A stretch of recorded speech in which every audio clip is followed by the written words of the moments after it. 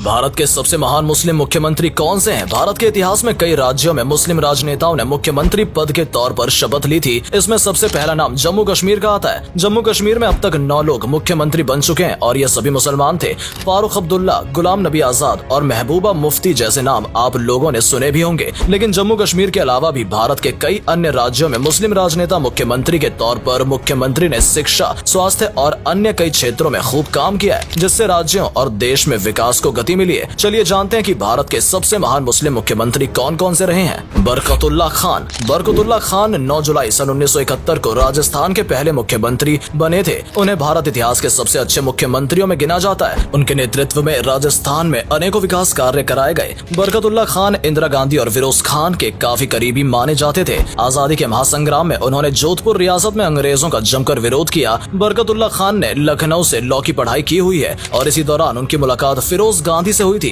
सन 1971 में वो लंदन में थे और इंदिरा गांधी ने उन्हें फोन करके जानकारी दी थी कि आपको राजस्थान का मुख्यमंत्री बनाया जा रहा है। कहा जाता है कि बरकतुल्ला खान इंदिरा गांधी को भाभी कहकर संबोधित किया करते थे। 11 अक्टूबर 1973 को हार्ट अटैक के कारण उनकी मौत हो गई थी और अपने अंतिम समय तक वो राजस्थान के मुख्यमंत्री रहे। करीब 25 महीनों तक उन्होंने ये कार्यभार संभाला था। आज भी बरकतुल्ला खान को राजस्थान के चाणक्य के तौर पर याद किया जाता है। अब्दुल गफूर खान 2 जुलाई 1973 को बिहार के मुख्यमंत्री बने थे और 11 अप्रैल 1975 तक वे सूबे के मुख्यमंत्री बने रहे। उन्हीं के कार्यकाल में संपूर्ण क्रांति की शुरुआत हुई थी। बाद में नीतीश कुमार ने बिहार से संपूर्ण क्रांति ट्रेन चलाने की भी शुरुआत की थी। अब्दुल गफूर खान का राजनीतिक सफर अलीगढ़ मुस्लिम यूनिवर्सिटी से शुरू होता है। भारत को आजाद कराने में भी उन्होंने अहम भूमिका निभाई थी और आंदोलन में भाग लेने के कारण उन्हें जेल में भी भेजा गया था। सन 1952 में पहली बार वे विधायक चुने गए। लंबे समय तक अब्दुल गफूर कांग्रेस से जुड़े रहे। राजीव गांधी के प्रधानमंत्री रहते हुए उन्हें मंत्रिमंडल में भी जगह दी गई थी। बिहार की राजनीति में आज भी अब्दुल गफूर खान का नाम याद किया जाता है। कहा जाता है कि उनके शासनकाल में छात्रों ने आंदोलन किया था, जिस कारण इंदिरा गांधी ने 1975 में देश में आपातकाल लागू कर दिया था। CH मोहम्मद कोया। भारत के महान मुस्लिम मुख्यमंत्रियों की सूची में मोहम्मद कोया का नाम भी आता है। वे जम्मू कश्मीर को छोड़ देश के पहले ऐसे गैर कांग्रेसी मुस्लिम मुख्यमंत्री थे।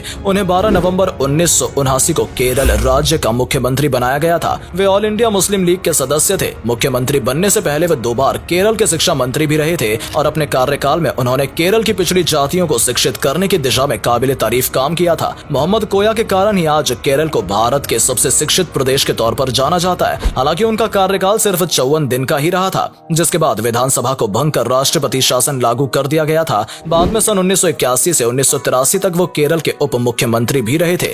MO हसन फारूक मैरिकर। मोहम्मद हसन फारूक 9 अप्रैल सन 1967 को पहली बार पांडिचेरी के मुख्यमंत्री बने थे। उस समय उनकी उम्र केवल 29 साल थी और आज भी वे भारत के इतिहास में सबसे कम उम्र में मुख्यमंत्री पद की शपथ लेने वाले राजनेता के तौर पर जाने जाते हैं। उन्होंने कुल 3 बार पांडिचेरी के मुख्यमंत्री पद की शपथ ली थी। भारत की आजादी के बाद भी पांडिचेरी लंबे समय तक फ्रेंच कॉलोनी में बना हुआ था। एक छात्र नेता के तौर पर हसन फारूक ने फ्रांसीसियों का जमकर विरोध किया था। अपने कार्यकाल के दौरान उन्होंने पांडिचेरी में कई हॉस्पिटल और कॉलेज का निर्माण कराया। लंबे समय तक वे पांडिचेरी विधानसभा के स्पीकर भी रहे। वे 2 बार कांग्रेस पार्टी की ओर से लोकसभा सांसद भी चुने जा चुके हैं। 25 सालों तक वे हज कमेटी के सदस्य रहे थे। केंद्रीय मंत्रिमंडल में उन्हें टूरिज्म और एविएशन मंत्रालय की जिम्मेदारी सौंपी गई थी। साल 2004 में हसन फारूक को सऊदी अरब में भारत के राजदूत के तौर पर नियुक्त किया गया था। इसके बाद वे झारखंड और केरल के गवर्नर भी बनाए गए। झारखंड में भ्रष्टाचार के खिलाफ वे कई आंदोलन का हिस्सा भी रहे। मोहम्मद अलीमुद्दीन। मणिपुर को एक राज्य का दर्जा मिलने के बाद सबसे पहले मोहम्मद अलीमुद्दीन को ही प्रदेश का मुख्यमंत्री बनाया गया था। 23 मार्च 1972 को पहली बार अलीमुद्दीन ने मणिपुर के मुख्यमंत्री पद की शपथ ली थी। इस दौरान उनका कार्यकाल 1 साल तक का रहा था। इसके बाद सन 1974 में वो दूसरी बार मणिपुर के मुख्यमंत्री बने। अलीमुद्दीन की गिनती मणिपुर के सबसे कदावर नेताओं के रूप में की जाती है। वे लगातार 7 बार विधायक रह चुके हैं। उनका कार्यकाल भले ही बहुत लंबा नहीं रहा, लेकिन उन्होंने मणिपुर के विकास को एक गति प्रदान की और राज्य को एक नई पहचान दिलाने में अहम भूमिका अदा की। अलीमुद्दीन ने ही मणिपुर में पहले मेडिकल कॉलेज और पहली यूनिवर्सिटी की स्थापना की थी। साथ ही मणिपुर लॉ कमीशन और मणिपुर पब्लिक सर्विस कमीशन लाने का श्रेय भी उन्हें ही दिया जाता है। अलीमुद्दीन को आधुनिक मणिपुर के आर्किटेक्ट के तौर पर भी जाना जाता है। एक मुख्यमंत्री के अलावा वे मणिपुर विधानसभा के स्पीकर और वित्त मंत्री के तौर पर भी अपनी सेवाएं प्रदान कर चुके हैं। अब्दुल रहमान अंतुले। 9 जून 1980 के दिन अब्दुल रहमान अंतुले ने महाराष्ट्र के 8वें मुख्यमंत्री पद की शपथ ली थी। वे महाराष्ट्र के इतिहास में एकमात्र मुस्लिम मुख्यमंत्री रहे हैं। अंतुले का नाम देश के उन चुनिंदा राजनेताओं में आता है जिन्होंने अपने जीवन में 60 सालों से अधिक समय तक राजनीति की। अंतुले कांग्रेस के सबसे कद्दावर नेताओं में से एक माने जाते थे। वे मुख्यमंत्री कैसे बने, इसका एक बेहद ही रोचक किस्सा है। एक बार इंदिरा गांधी ने उन्हें किसी बात पर मशवरे के लिए बुलाया था। इस पर अंतुले ने इंदिरा गांधी से कहा था कि मुझे मुख्यमंत्री बना दो, मैं करके दिखा दूंगा। और इंदिरा गांधी को उनका धाकड़ अंदाज बेहद ही पसंद आया और इनाम के तौर पर उन्हें मुख्यमंत्री की कुर्सी पर बैठा दिया गया। अंतुले लंबे समय तक ऑल इंडिया कांग्रेस कमेटी के जनरल सेक्रेटरी भी रहे हैं। वे लोकसभा के सांसद भी रह चुके हैं। अंतुले महाराष्ट्र के पहले मुस्लिम कानून मंत्री भी रहे थे। वहीं केंद्र सरकार में वो स्वास्थ्य मंत्री और अल्पसंख्यक मंत्रालय की जिम्मेदारी संभाल चुके हैं। स्वास्थ्य मंत्री रहते हुए उन्होंने भारत को पोलियो मुक्त कराने की दिशा में कई महत्वपूर्ण फैसले लिए थे।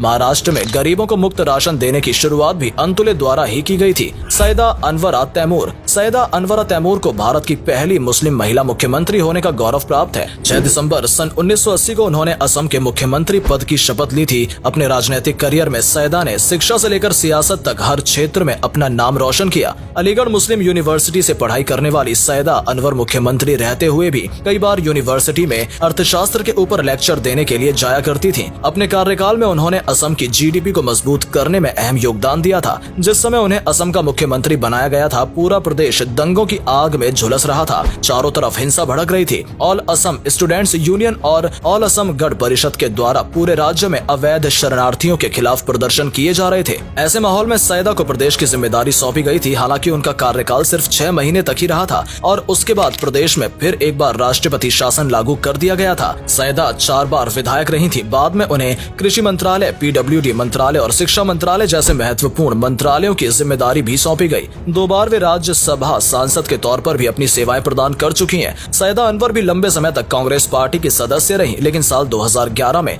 उन्होंने कांग्रेस पार्टी छोड़ मौलाना बरुद्दीन अजमल की ऑल इंडिया डेमोक्रेटिक पार्टी का दामन थाम लिया। तो दोस्तों, ये है भारत इतिहास के सबसे महान मुस्लिम मुख्यमंत्री जिन्होंने राज्य स्तर से लेकर नेशनल लेवल तक देश के विकास में अहम योगदान दिया। आज भारत जिस मुकाम पर खड़ा है उसमें सभी धर्मों के लोगों का विशेष योगदान रहा है। लेकिन हैरानी की बात यह है कि जम्मू कश्मीर को छोड़कर 21वीं सदी में भारत को अभी तक कोई भी मुस्लिम मुख्यमंत्री नहीं बना पाया। दोस्तों, आपको क्या लगता है, भारत के कौन से राज्य से अगला मुस्लिम मुख्यमंत्री बन सकता है? अपना जवाब हमें कमेंट करके जरूर बताएं। वीडियो अच्छी लगी हो तो इसे लाइक और शेयर अवश्य करें। आज के लिए इतना ही। आपसे फिर मिलेंगे एक नई वीडियो के साथ।